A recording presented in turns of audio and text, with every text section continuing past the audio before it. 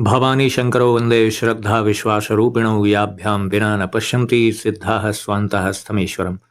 हर हर महादेव। जगत पिता Shiv YouTube channel में आप सभी भगवत भक्तों का हार्दिक स्वागत है। थंबनेल देखकर आप समझ गए होंगे कि आज हम शिव नाम जाप से संबंधित जानकारी लेकर आए हैं।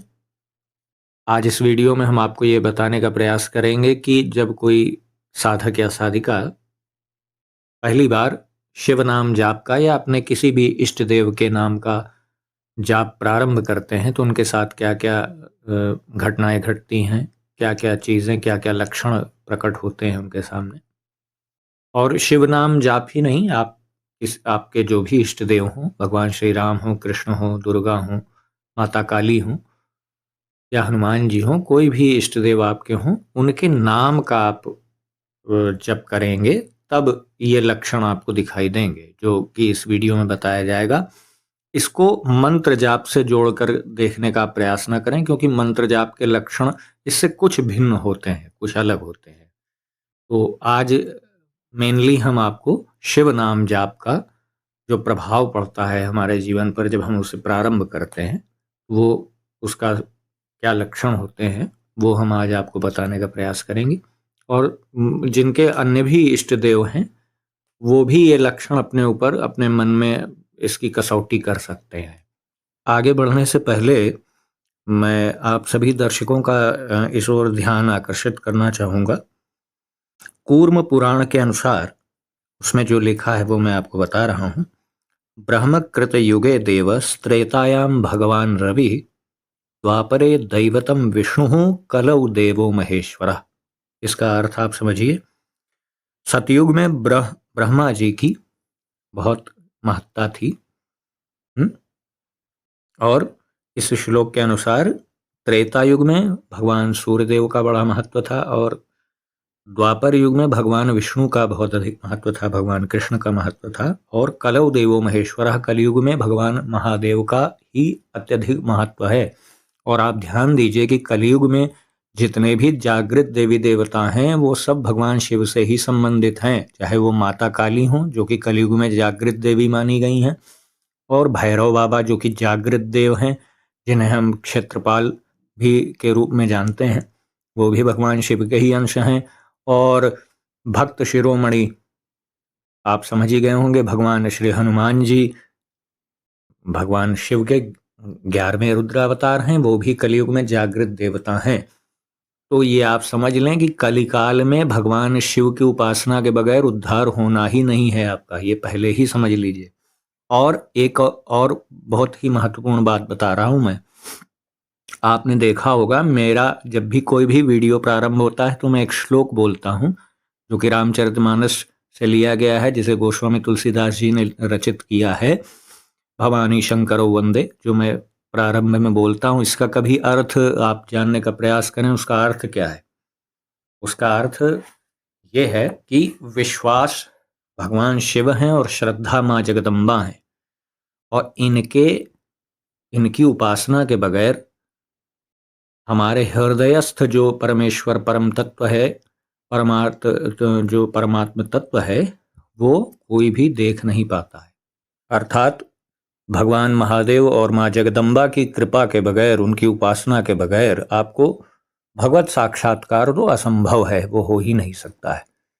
ये मैंने इसलिए बताया कि आप भगवान शिव का नाम जाप यदि कर रहे हैं और उस भगवान शिव के नाम में आपकी प्रीति है तो आप उसके महत्व को भी समझें, इसलिए मैंने ये बात आपको बताई। तो अधिक समय नष्ट ना करते हुए हम सीधा विषय पर आते हैं और आज की चर्चा को आगे बढ़ाते हैं। जब हम शिव नाम जाप का प्रारंभ करते हैं या अपने किसी भी इष्ट देव के नाम का, मंत्र की बात नहीं हो रही, यहाँ नाम की बात हो रही है, आप अपने इष्ट देव का नाम जाप जब प्रारंभ करते हैं, या शिव नाम या राम नाम या कृष्ण नाम, कोई भी जब आप उसे प्रारंभ करते हैं तो सर्वप्रथम जो प्रथम आपके साथ घटना होती है वो ये होती है, आपका स्वयं पहले मन इससे भागता है। नाम जप में आपका मन लगता ही नहीं है, क्योंकि विषयाकर्षण बहुत अधिक होता है। और कहीं ना कहीं जब आप नाम जप प्रारंभ करते हैं, चाहे आप आसन पे बैठ करके करते हो या चलते फिरते करते हो, क्योंकि बहुत से ऐसे लोग हैं जो आसन पे भी करते हैं और चलते फिरते भी करते हैं। कुछ ऐसे हैं जो सिर्फ आसन पे 1 डेढ़ घंटे कर लिए या आधे घंटे कर लिए, फिर दिन भर वो नहीं करते हैं। कुछ ऐसे हैं जो आसन पे बैठ के बिल्कुल नहीं करते लेकिन दिन भर चलते फिरते करते रहते हैं। तो कैसे भी आप ये नाम जाप करते हो, ये प्रभाव आपको पहला वाला अवश्य ही देखने को मिलेगा कि आपका स्वयं ही इसमें मन नहीं लगेगा। बहुत ही अधिक आपको प्रयास करके अपने आप को तैयार करना पड़ेगा। ये मैं इसलिए कह रहा हूँ क्योंकि ये सबसे पहले तो यही घटना घटती है, और बल्कि जितना आपके मन में जो तामसिक विचार और नकारात्मक विचार जो कि नाम जप करने के पहले आते थे, उससे भी कहीं अधिक मात्रा में जब आप नाम प्रारंभ कर देंगे तो वो नकारात्मक प्रभाव और ज़्यादा आपके मन में आएंगे। फिर आप सोचेंगे कि इससे अच्छा तो पहले ही था कि जब मैं नाम जप नहीं करता था तभी अच्छा था। अब तो नाम जप प्रारंभ किया तो और गंदी विचार और नकारात्मक विचार मेरे मन में आ रहे हैं। तो आपको मैं बता देना चाह रहा हूँ, वो आ नहीं रहे हैं, वो जा रहे हैं, है ना? नाम अत्यंत प्रभावकारी है, उस पे शंका बिल्कुल मत करें।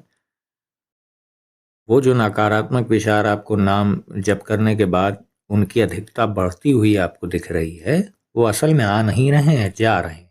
क्योंकि जब भी दरवाजे से कोई आता है और चाहे जाता है, वो दोनों ही दिखाई देते हैं। आने वाला व्यक्ति भी दिखाई देता है और जाने वाला व्यक्ति भी दिखाई देता है। तो आप इससे घबराएं नहीं, बिल्कुल ये निश्चिंत रूप से आप ये समझ जाइए कि ये जो नकारात्मक विचार हैं, अब उनमें उनकी सफाई होनी शुरू हो गई है। अब जब आप अपने आप को प्रयास पूर्वक नाम जप में लगाए रखेंगे और कुछ दिन आप इस स्तर पे टिके रहेंगे तो दूसरा लक्षण प्रकट होगा, दूसरा प्रभाव आएगा। वो ये होगा कि आपका नाम जप में थोड़ा थोड़ा मन लगना प्रारंभ हो जाएगा। बहुत उल्लेखनीय रूप से नहीं, लेकिन हाँ थोड़ा थोड़ा लगने लग जाएगा। और कहीं भगवान का भजन आदि सुनेंगे तो आपको अच्छा लगेगा। अपने इष्ट देव से जुड़ा हुआ कोई गीत है, भजन है, वो सुनेंगे तो आपको अच्छा लगने लगेगा। विषयाकर्षण जो पहले था वो लगभग अभी भी बरकरार रहेगा, लेकिन उसमें कुछ कमी आएगी, बहुत उल्लेखनीय रूप से नहीं, लेकिन कुछ कमी होगी। और थोड़ा सा नाम जप में जितना आपको प्रयास प्रथम चरण में करना पड़ रहा था, उससे थोड़ा कम प्रयास करना पड़ेगा। ये दूसरा लक्षण है। और ये दूसरा लक्षण भी बहुत आपको ऐसा नहीं कि बहुत ऊर्जा से भर देगा और आपका नाम जप में बहुत ज़्यादा मन लगने लगेगा, ऐसा नहीं है। बस जो प्रथम स्तर पे आपको प्रभाव मिला था, उससे कुछ सुविधा हो जाएगी, कुछ कम आपको प्रयास करना पड़ेगा नाम जप करने में। ये है दूसरा प्रभाव। अब जब आप काफ़ी लंबे समय तक दूसरे स्तर पर आप टिके रहेंगे, जहाँ पे मैंने आपको दूसरे प्रभाव के बारे में बताया, उस स्तर पर आप लंबे समय तक टिके रहेंगे तो तीसरा प्रभाव प्रकट होगा, जिसके तहत आपके मन में जीव सेवा, मनुष्य सेवा और तमाम जीव जंतुओं की, प्राणियों की, दीन दुखियों की, जिनकी भी आप जो ऐसा आपको लगता है कि वो ज़रूरतमंद है, उनकी सेवा करना, उनकी मदद करने का भाव आपके अंदर उदय होगा। और बहुत से लोगों के अंदर मनुष्यों की सेवा का भाव आता है, बहुत से लोगों का के अंदर जीव जंतुओं की सेवा का भाव उदय होता है। ये सबकी अलग अलग चित्तवृत्तियां होती हैं, अंतर किसी में नहीं है, दोनों ही श्रेष्ठ हैं। कुल मिला के कहने का मतलब ये है कि आपके अंदर सेवा भाव का जागरण होता है और नाम जप में थोड़ा थोड़ा आनंद मिलने लगता है। अभी भी पूर्ण स्वाद आपको नहीं मिलेगा, लेकिन हल्का हल्का नाम जप का आनंद आपको मिलना शुरू हो जाता है। आपके मन में सेवा का भाव आ जाएगा। आप भले सेवा कर पाए ना कर पाए, अलग बात है, क्योंकि सेवा भी मुफ्त में होती नहीं, उसके लिए भी धन चाहिए। महत्वपूर्ण बात है कि आपके मन में ऐसे विचार आ रहे हैं, आपका मन जो है सात्विक हो रहा है, ये महत्वपूर्ण बात है। ये है तीसरा स्तर। इस पे आप लंबे समय तक टिके रहेंगे, तब आप चौथे स्तर पे पहुंचेंगे। अब चौथे स्तर का प्रभाव क्या है, यहाँ पे बहुत से लोग भ्रमित हो जाते हैं। चौथे स्तर पे आप जब नाम जप आप अच्छे से करते रहते हैं तो आपके अंदर क्रोध की अधिकता बढ़ती है। अब यहाँ पे थोड़ा सा समझिएगा बात को। नाम जप आप कर रहे हैं तो क्रोध क्यों बढ़ रहा है? क्रोध इसलिए बढ़ रहा है क्योंकि क्रोध को नष्ट करना है, समाप्त करना है ना। तो वो सामने आएगा तभी तो नष्ट होगा। आने वाला व्यक्ति भी दिखता है और जाने वाला व्यक्ति भी दिखाई देता है। तो क्रोध आपके अंदर वस्तुतः समाप्त हो रहा है, इसीलिए वो अब सामने प्रकट होगा। आपको कोई भी बुरा व्यक्ति जो अनैतिक कार्य कर रहा है या जिसके अंदर तामसी वृत्ति है या जो बहुत अमर्यादित बोलचाल रखता है या जिसका चारित्रिक रूप से जो सही नहीं है, जो व्यक्ति जिसे आप जानते हैं, तो उस पे आपको अनावश्यक देख के ही आपको क्रोध आएगा उसको। भले आप उसे प्रकट करें ना करें, यहाँ सारी बातें मन के अंदर की अंतर्मुखी बातें हो रही हैं। बाहर वो प्रकट करें ना करें अलग बात है। आपके मन में उस व्यक्ति को देख के भयंकर क्रोध पैदा होगा। हो सकता है कि आप वो क्रोध प्रकट भी कर दें, वो अलग बात है। लेकिन चौथे स्तर पे जब आपका नाम जाप बहुत अच्छे से होने लगता है तो क्रोध एक बार एक निश्चित टाइम फ्रेम के लिए बहुत अधिक मात्रा में प्रकट होता है। निश्चित रूप से होता है, क्योंकि उस क्रोध को अब समाप्त होना है ना। और आप इसी चौथे स्तर पे अगर आपके पिछले कर्मों ने, आपके प्रारब्ध ने आपको डिस्टर्ब कर दिया, तो आप इसी चौथे स्तर पे अटक के रह जाएंगे और ना ही आपका क्रोध कम हो पाएगा, ना ही आपको नाम जप का स्वाद मिल पाएगा, और ना ही आपका नाम जप बहुत आगे निरंतर आपका चल पाएगा। अगर आपके पिछले कर्मों ने ही पे आपको डिस्टर्ब कर दिया तो। अगर आपके पिछले कर्म सपोर्टिव हैं, आपके के लिए हेल्पफुल हैं, तो आप चौथे स्तर को भी निष्कंटक रूप से आप पार कर पाएंगे। अब इसके बाद अगर आप निरंतर अपने नाम जाप को विधिवत तरीके से आप प्रारंभ रखते हैं और आपके पिछले कर्म, आपका प्रारब्ध आपके इस कार्य में व्यवधान उत्पन्न नहीं करता है, तो लंबे समय तक ऐसे ही जाप करते करते आप 5वें स्तर पे आप पहुंचते हैं। तो क्या प्रभाव दिखाई देता है? सबसे पहले तो आप मितभाषी हो जाते हैं, अर्थात आप कम बोलना आपको अच्छा लगने लगता है। क्रोध तो मैं समझता हूँ 5वें स्तर पे आते आते बहुत ही न्यून रह जाता है। पूर्णतः एक चीज आप लोग को और मैं बता दूं कि पूर्णतः क्रोध किसी का समाप्त होता ही नहीं है जब तक ये पंचतत्व का शरीर विद्यमान है। कामात् संजायते क्रोधः। हाँ, इसका मतलब समझिए, काम यानी इच्छा से ही क्रोध की उत्पत्ति होती है। जब तक इच्छा है शरीर में तब तक क्रोध रहेगा ही रहेगा। इच्छा किसी भी तरीके की हो, चाहे सात्विक हो, चाहे तामसिक हो, राजसिक हो, किसी भी प्रकार की इच्छा यदि आपके मन में है तो क्रोध का अस्तित्व रहेगा ही रहेगा, इसे कोई काट नहीं सकता है। इसीलिए कहा जाता है जब व्यक्ति इच्छा रहित हो जाता है तभी उसे भगवत प्राप्ति होती है। खैर, हम आगे बढ़ते हैं, हम 5वें स्तर की बात कर रहे हैं। यहाँ आप मितभाषी हो जाते हैं, कम बोलना आपको अच्छा लगता है, नाम का आनंद आपको मिलने लगता है, मौन रह के आप नाम में मग्न रहते हैं, आनंद आपको मिलता रहता है, नाम का स्वाद भी मिलना हल्का हल्का प्रारंभ हो जाता है। नाम का स्वाद क्या होता है इसको मैं बता नहीं सकता हूँ, ये जो प्राप्त कर पा रहे हैं प्रभु की कृपा से वही समझेंगे। अभी फिलहाल आप समझ लीजिए कि नाम का स्वाद भी होता है, जब आपको मिलने लगेगा तो आप भी समझ जाएंगे। और इस स्तर पे क्या घटनाएं होती हैं जब आप अपने इष्ट देव का, अपने भगवान शिव का जब आप भजन सुनते हैं, उनका चित्र देखते हैं, उनकी मूर्ति देखते हैं, या ऐसा कोई व्यक्ति जो आपके इष्ट देव की बड़ी, उनके बारे में बड़ी तारीफ कर रहा है, उनकी प्रशंसा की कथाएं सुना रहा है, तो आप बहुत भाव विभोर हो जाते हैं, आपका रोम रोम एकदम आनंदित हो उठता है। ऐसा व्यक्ति जो आपके इष्ट देव का जयकारा लगा रहा है, उससे आपको बड़ी आत्मीयता होने लगती है। हाँ, या लगता है आपको कि ये मेरा अपना ही है, आपको ऐसा लगेगा मेरी ही टीम का है ये। ऐसा भाव आएगा, पक्का आएगा, ये अपने मन में झांक के देख लीजिए आप लोग। और एक और बात बता दूं, जब आपके इष्ट देव का यदि कोई गलती से अपमान करे या उनके बारे में कोई उल्टा सीधा बोलेगा तो आप मतलब अनियंत्रित हो जाएंगे, फिर आपका क्रोध नियंत्रण में नहीं रहेगा, फिर आप तुरंत उससे हिसाब किताब उसी समय क्लियर कर लेंगे। मतलब आपको बर्दाश्त ही नहीं होगा, अपने इष्ट देव का अपमान सुनना आपके लिए असहनीय हो जाएगा। जब आप इस स्तर पर पहुंच जाएंगे, जब इस स्तर का नाम जब आप करने लगेंगे तब, तो ये लक्षण आपको 5वें स्तर पे दिखाई देंगे। अब 6वें स्तर पर क्या होगा? यदि आप 5वें स्तर पर प्रयास करके, हिम्मत करके आप लंबे समय तक टिके रहेंगे तो 6वां प्रभाव प्रकट होगा। वो ये होगा कि नाम, अभी तक आपने नाम को पकड़ा था, अब नाम आपको पकड़ लेगा। बिल्कुल सत्य बात बता रहा हूँ। और अब बिना प्रयास के ही नाम जप होने लगेगा आपका। अजपा जप तो नहीं कह सकता हूँ कि बिना इच्छा के जप होगा, लेकिन प्रयास बड़ा न्यून रह जाएगा। अब आपको लगेगा कि अब तो मुझे कोई प्रयास ही नहीं करना पड़ता, नाम चल ही रहा है। जब भी अंतर मन में आप झांकेंगे तो आपको नाम चलता हुआ दिखेगा। इसको जब आप उस स्तर पर पहुंचिएगा तो इस बात को मेरी याद करिएगा।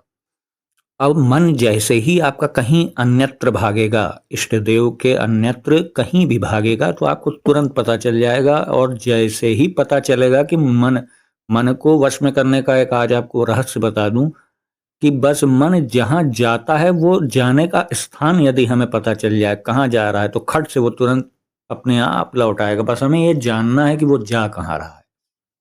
ये जान गए कि वो कहाँ जा रहा है तो बस काम खत्म। फिर उसको घसीट के लाना नहीं, वो स्वयं आएगा आपके पास, है ना।